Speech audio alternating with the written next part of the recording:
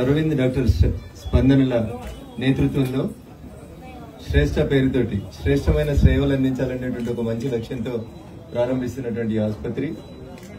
General గా ఆసుపత్రి ప్రారంభించినప్పుడు బాగా విరాజిల్లాలని కోరుకోవద్దు, ఎందుకంటే హాస్పిటల్ బాగుండాలంటే పేషెంట్లు ఎక్కువ ఉండాలి కాబట్టి.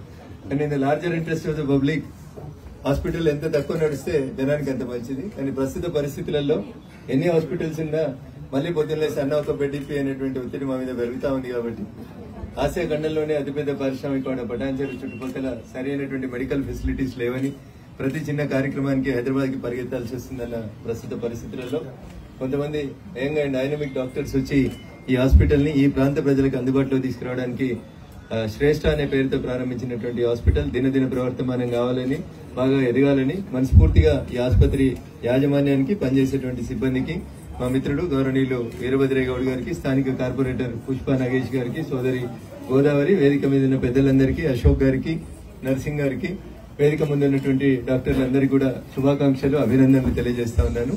As I said earlier, if an hospital is prosperous, the people of that particular area will be suffering with diseases. But as we are starting it, we should expect that it should prosper in a good way. And my sincere appeal to the doctors is, please treat the patients with utmost patience. You have the patience, I know, but certain times the things will go wrong in way when we are treating the patient. Try to be patient, we will be always with you. And I hope that this hospital will flourish in a good flying colors. I wish Mr. Arvind and Spandana a good and bright future for this hospital. Thank you one and all. ఈ hospital 30 పడకల నుంచి 300 పడకల దాకా ఎదగాలని మనస్ఫూర్తిగా కోరుకుంటూ వీరభద్రయ్య గౌడ్ గారు ఆ దిశగా ఏర్పాట్లు చేయాలని thank you one and all.